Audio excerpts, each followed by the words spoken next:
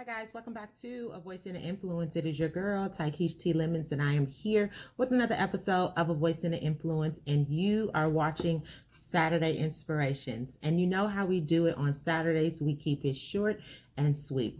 Today in my alone time with the Lord, if you see, I have a journal here. This is what I take in my alone time, and then I also take my Bible. And so today, I had a topic that I wanted to discuss on Saturday Inspirations. However, you know, when you are walking with the Lord will switch things up on you and you have to just follow suit. And so the topic of this message is called Fear Not. However, he gave me a little swing to it. So today I'm going to be talking about 3 topics, and I'm just going to give you a little insight, another perspective in which you can look at it if you are battling any confusion or any fear when it comes to this topic. So the first topic that I wanted to talk to you about is, obviously, the context is fear not. But I want to talk to you about fear when it comes to other people. Now, the Bible tells us that we do not fight against humans, but principalities, okay, and spirits in high places. And so what that means is that when you're dealing with a difficult individual, someone that could be irate, or someone who is just toxic. And when I say toxic, I mean they're always bringing negativity into any situation. They're unable to take accountability for themselves. That can be considered as a person who is just definitely just a hindrance onto your life. And so when dealing with a person in that magnitude, what you have to remember is that it is a spirit that is within them. It is a spirit that is within them. And we know that a lot of spirits, negative spirits that come from fear, has to do with jealousy. It has to do with resentment, has to do with anger. It has to do with, let's say, envy. Another evil spirit is the spirit of pride, greed. There's just so many spirits. And so when you're even with a spirit of materialistic, a spirit of fear, just, you know, sometimes people can have a spirit of fear. See, the Bible tells us that he has given us fear, but he has not given us the spirit of fear, meaning we can't just always be in fear every time we're dealing with a situation or dealing with someone. Because this person is acting this way, we begin to have fear. No, what we have to understand is that we are fighting against a spirit, okay? And that spirit, Jesus has already defeated on the cross, okay? So when you understand that you are fighting against a spirit, there's a way that you can handle with that spirit. And for me, in my personal life, I forgive. And I hear a lot of people out there who are having problems with their significant others, their baby daddies, their baby mamas. And you know, the person can bring in a lot of drama in your life. I'm going to tell you the best thing that you could do for them is to forgive them. And forgiveness is so powerful because, see, when you forgive, you release the bondage off of yourself. Because when you hold someone hostage and don't forgive them, and you're always angry when that person comes around, or you're constantly throwing up what that person did to you, then you are holding that person hostage, but you are also holding yourself hostage because now you can't receive what God is trying to give to you. Okay, see, God is a spirit, and where there is darkness, there is no light. Darkness is the absence of light. When God shows up, which is he is the light and the truth and the way, when he shows up, then darkness is exposed because now the light is there. When God first created the earth, it said the spirit was hovering over the oceans and there was darkness and there was void. But when God spoke and said, let there be light, okay, light showed up because he was light. Let there be, let there be. And and it happened. Okay, so understand that forgiveness is key when dealing with someone who is toxic, when dealing with someone who is bringing just these spirits into your life. And then also what you have to realize is that often, like for example, when dealing with baby mamas and baby daddies, a lot of people say, I'm in this situation because I love him and I loved him and he keeps doing me like this way and this keeps happening, or she keeps doing this and this keeps happening. What you have to do is you have to forgive yourself because you allowed yourself to get into that situation. See, love is kind. Okay? Love is kind. Love is patient. When you understand what love is, then you are not going to invite negativity into your life. You are not going to invite that. See, because you picked them. You slept with them. So you have to forgive yourself and recognize maybe there's something in me that I have not dealt with, which is causing me to attract this spirit, which is causing me to want to deal with this behavior. See, when you forgive yourself, then it'll be easy for you to forgive other people. See, the Bible tells us to forgive them so that God can forgive you. So if you're not forgiving them, then you're not going to see the responsibility that you play in this. See, self-love is key because when you have love, you can see what is not love. And your best thing to do for those situations is to pray for those people and to forgive those people. So I say, as what I said before, fear not. Okay? So the second takeaway that I want to talk to you guys about now, a lot of people out here have dreams, you have endeavors, you have desires, you have things that you want to do and things that you feel that God has called you to do. And what I want to let you know is don't lose sight of that. Fear not. I see a lot of people who have this spark of entrepreneurship and they want to be entrepreneurs. And if you know that this is the trend that's going on right now.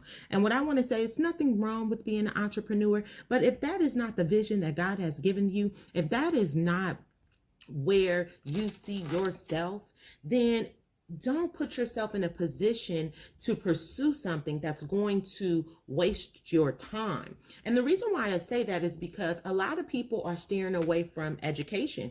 And I understand the stigma that is around. And also there is some truth too, because education can put you in debt, and there are negative connotations to it. However, there are positive impacts that can affect your life if you do pursue an education. I hear people say it's just a piece of paper, but the truth of the matter is that's a lie, because it's not just a piece of paper, because no one can take away your knowledge. No one can take away what you learn. And when you are in college, what you are taught different perspectives. You are able to look at things from a different angle that you may have never considered just by your own intellect or just by having conversation with people that you know or people that you may come in contact with.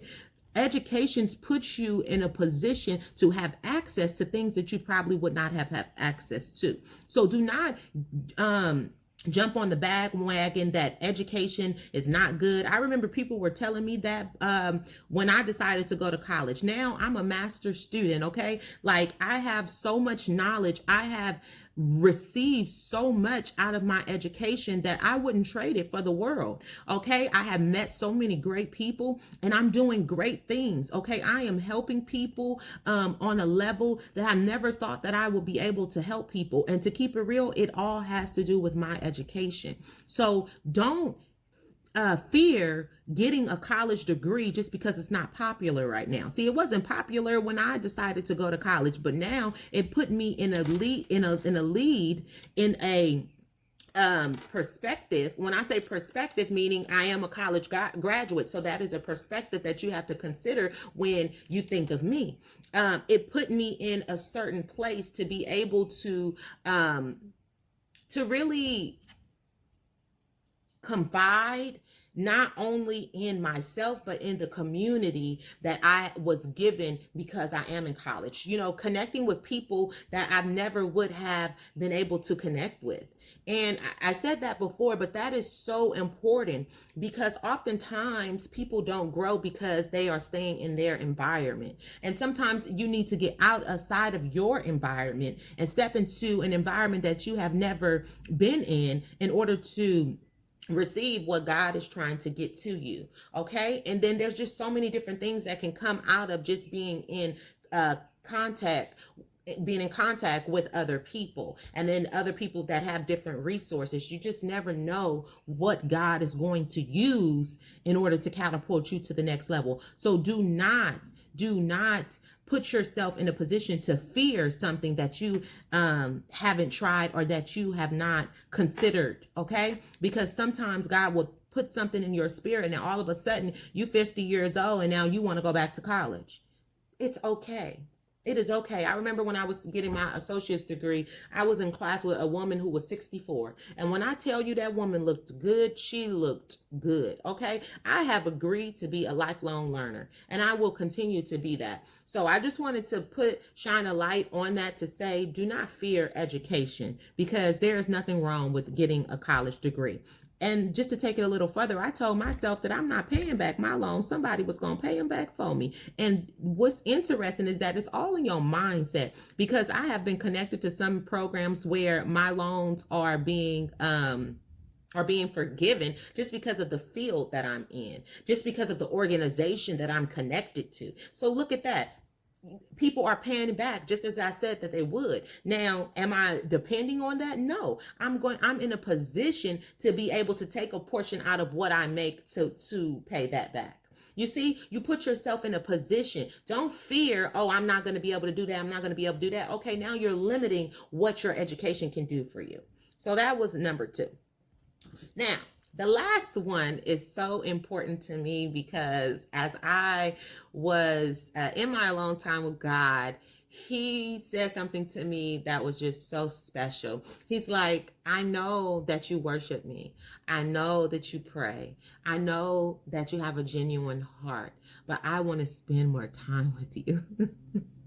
Oh my God, guys, like, it's amazing. Like, I'm telling you, this relationship with God is so powerful. I need you to really get serious about having a relationship with Jesus. Like, fear not. The very thing that has helped me connect with God on a deeper level is I didn't allow how other people's relationship with God was, or how other people talked about God, or what other people say about the Bible, or just other people's perspective affect my ability to get to know God for myself. See, and another thing, it says that many are hearers of the word, but it's not many that are doers of the word. So when I look at the promises that God says and the things that God said that he will do for you and the things that you can have, I said, okay, God, I'm going to try you on your word. If you told me you don't want me to fornicate, if you told me not to steal, if you told me to forgive those that hurt me, if you tell me these things, okay, I'm going to do it. I'm going to do it and see what you do. And when I tell you, God has, oh God, he has done so much for me.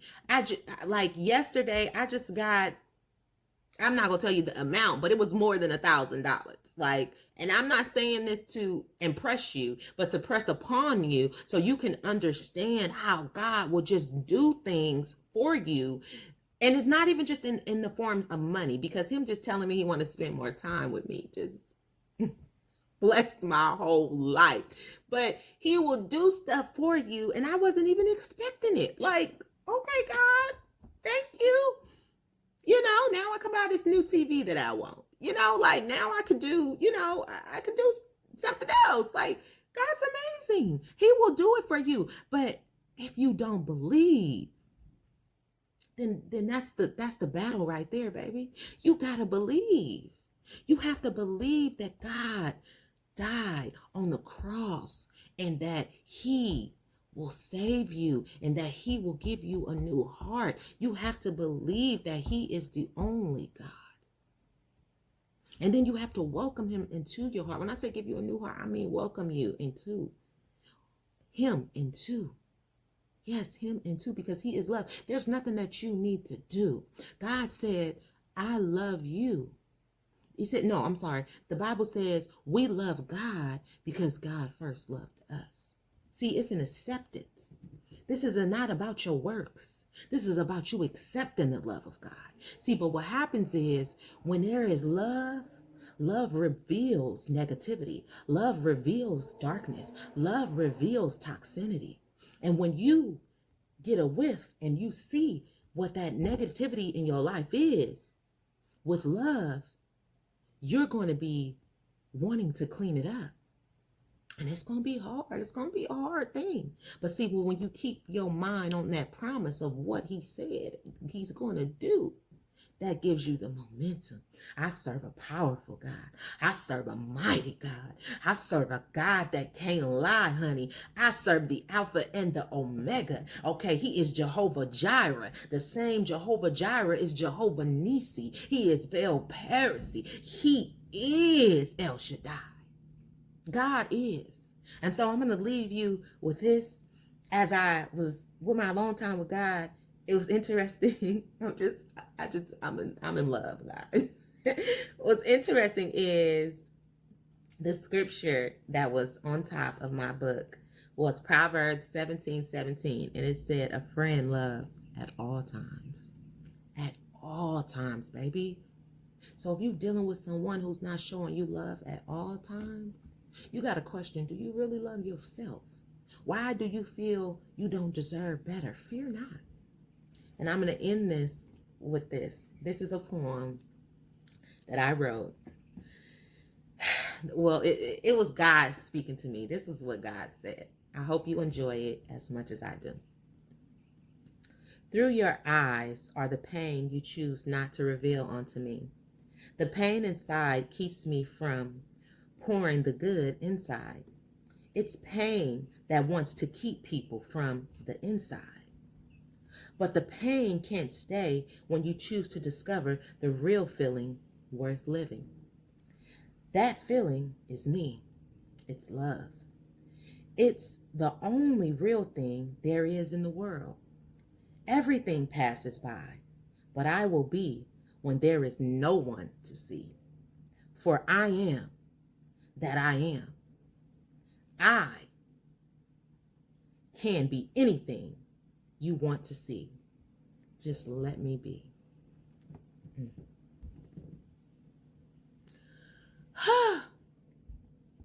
For we love God because God first loved us. So accept God as your Lord and Savior on today. Allow Jesus to come into your heart, and you will see things begin to change. See, the Bible also said if we have faith as small as a mustard seed. A mustard seed is so small. All you need is a little bit. But stop depending on people outside of you. It's not about your boyfriend. It's not about your girlfriend. It's not about your husband, your wife. It's not about your father, your mother. It's about you and God. See, if you allow God to change you, then the love that springs out of you will change those around you. Everything starts with you. It's not about them, baby. It's about you. So forgive on today and allow the peace of God to reside in you. And when you allow that to happen, ain't no pandemic, ain't no disaster, ain't no destruction, no toxicity, no person, no human can separate you from the love of God. That peace will overflow. So thanks again for tuning in to A Voice and an Influence. It is your girl, Tykeisha T. Lemons, and you've been tapped into A Voice and an Influence. Get this love. Get this love. Whew! I hope you feel it. Peace, love, and transparency always coming from your girl. Peace.